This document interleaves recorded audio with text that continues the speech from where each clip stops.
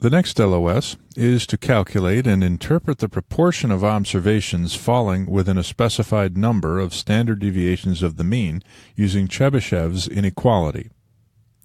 Chebyshev's inequality states that for any set of observations, whether it is a sample or population data, and regardless of the shape of the distribution, the percentage of observations that lie within k standard deviations of the mean is at least 1 minus 1 over k squared for all k greater than 1. So, given the standard deviation, Chebyshev's inequality can be used to measure the maximum amount of dispersion regardless of the shape of the distribution. According to Chebyshev's inequality, at least 75% of the observations will lie within plus or minus 2 standard deviations of the mean. The calculation for 2 standard deviations is 1 minus 1 over 2 squared, which is 1 minus 1/4, or 75%. Remember, this is the minimum percent of the observations that will be within 2 standard deviations of the mean for any distribution, according to Chebyshev's inequality. The next LOS requires us to calculate and interpret the coefficient of variation and the Sharpe ratio.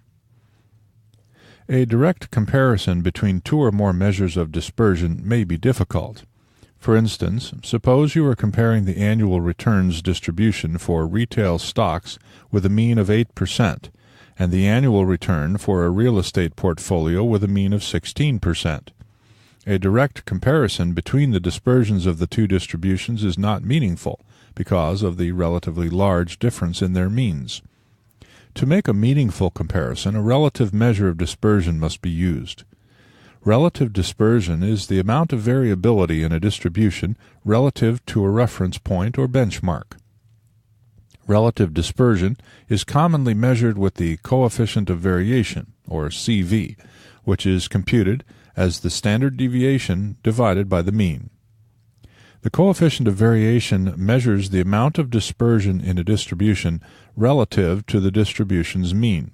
It is useful because it enables us to make a direct comparison of dispersion across different sets of data. In an investment setting, the coefficient of variation is used to measure the risk per unit of expected return. Let's consider an example to see how the coefficient of variation is applied. Suppose you have a report that indicates that the mean monthly return on Treasury bills is 0.25% with a standard deviation of 0.36%. The report also indicates that the mean monthly return on the S&P 500 is 1.09% with a standard deviation of 7.3%. Suppose you have been asked to compute the coefficient of variation for these two investments and to interpret the results. Remember, the coefficient of variation is the standard deviation divided by the mean or expected return.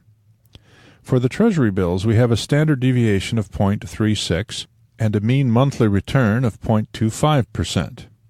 0.36 divided by 0.25 gives us a coefficient of variation of 1.44. Similarly, for the S&P 500, the standard deviation was 7.3%, with a mean monthly return of 1.09%. 7.3 divided by 1.09 results in a coefficient of variation of 6.7%. So, we have a coefficient of variation on the S&P 500 of 6.7 and a coefficient of variation for Treasury bills of 1.4. These results indicate that when compared to the monthly returns for the S&P 500, there is less dispersion relative to the mean in the distribution of the monthly returns on Treasury bills. The Sharpe ratio, or reward to variability ratio, is a risk-adjusted performance measure that can be interpreted as excess return per unit of risk. The Sharpe measure appears many times throughout the CFA curriculum. The Sharpe ratio is calculated by subtracting the risk-free rate from a portfolio's return and dividing this difference by the standard deviation of the portfolio's returns. In the Sharpe ratio, the difference between the portfolio's return and the risk-free rate is referred to as the excess return on the portfolio. It measures the extra reward that investors receive for exposing themselves to risk. Portfolios with large Sharpe ratios are preferred to portfolios with smaller Sharpe ratios because it is assumed that rational investors prefer greater returns and less risk. Let's look at an example to see how the Sharpe ratio is used. Assume that the mean monthly return on Treasury bills is 0.25%, and that the mean monthly return for the S&P 500 is 1.3%, and that the standard deviation of return for the S&P 500 is 7.3%. Using the Treasury bill return to represent the risk-free rate, we can compute and interpret the Sharpe ratio by first subtracting the risk-free rate, or the Treasury bill rate, from the rate on the S&P 500 and dividing by the standard deviation of the S&P 500 return. So, 1.3 minus 0.25 divided by 7.3 results in a Sharpe ratio of 0.144. The Sharpe ratio of 0.144 indicates that the S&P 500 earned 0.144% of excess return per unit of risk, where risk is measured by the standard deviation of portfolio returns. The next two LOS ask us to explain skewness and the meaning of a positively or negatively skewed return distribution, and to describe the relative locations of the mean, median, and mode for a unimodal non-symmetrical distribution. Skewness, or skew, refers to the extent to which a distribution is not symmetrical. Non-symmetrical distributions may be either positively or negatively skewed and result from the occurrence of outliers in the data set. Outliers are observations with extraordinarily large values, either positive or negative. A positively skewed distribution is characterized by many outliers in the upper region, or right tail. A positively skewed distribution is said to be skewed right because of its relatively long upper or right tail. A negatively skewed distribution has a disproportionately large amount of outliers that fall within its lower or left tail. A negatively skewed distribution is said to have a long lower tail and is referred to as a distribution that is skewed left. Skewness affects the location of the mean, median, and mode of a distribution as follows. For symmetrical distributions, the mean, median, and mode are equal. For positively skewed unimodal distributions, the mode is less than the median, which is less than the mean. The mean is affected by outliers, and in a positively skewed distribution, there are large positive outliers that will tend to pull the mean upward or toward the right and make it more positive. An example of a positively skewed distribution is that of housing prices. Suppose that you live in a neighborhood with 100 homes, and 99 of them sell for $100,000, and one sells for $1 million. The median and the mode will be 100,000, but the mean will be 109,000. Hence, the mean has been pulled upward to the right by the existence of one home or outlier in the neighborhood. For a negatively skewed unimodal distribution, the mean is less than the median, which is less than the mode. In this case, there are large negative outliers which tend to pull the mean downward to the left. The key to remembering how measures of central tendency are affected by skewed data is to recognize that the skew affects the mean more than the median and the mode, and the mean is pulled in the direction of the skew. The next LOS is to explain measures of sample skewness and kurtosis.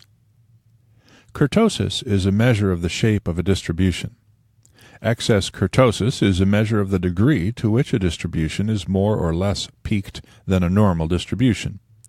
Since a normal distribution has kurtosis of 3, excess kurtosis is calculated as kurtosis minus 3. A normal distribution has excess kurtosis equal to 0.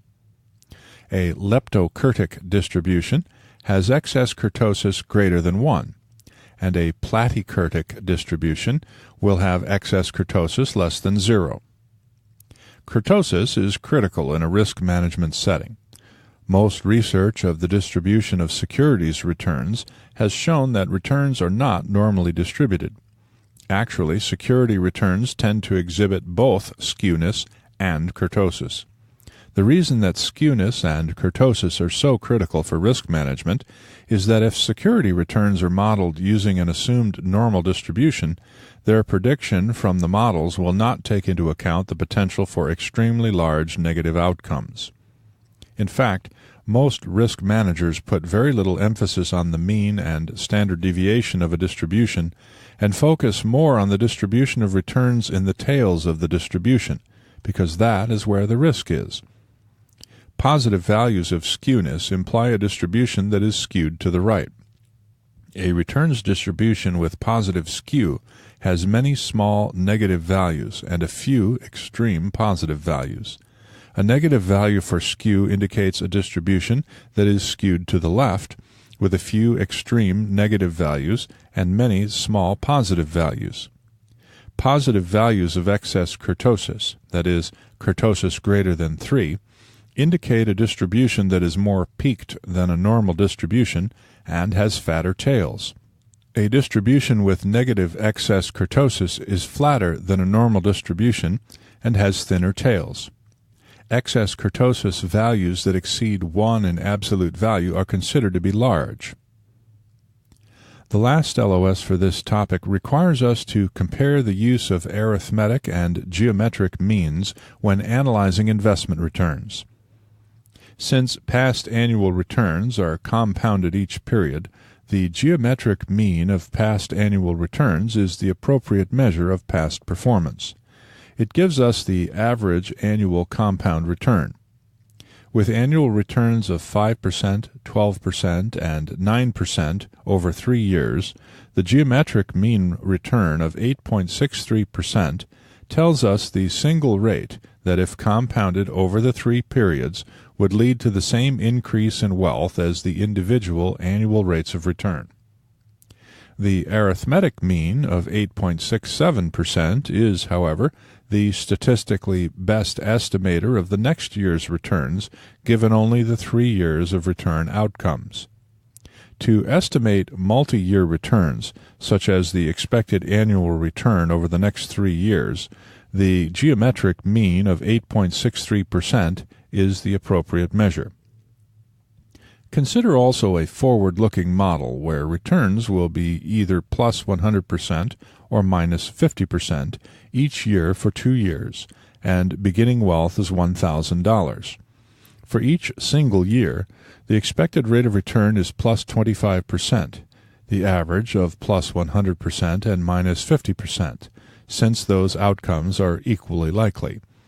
When returns are plus 100% in year 1 and minus 50% in year 2, the annual geometric mean return is 0%.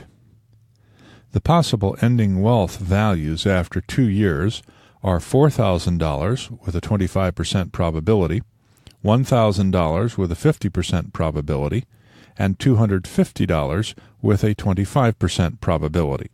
So the expected ending wealth is $1,562.50.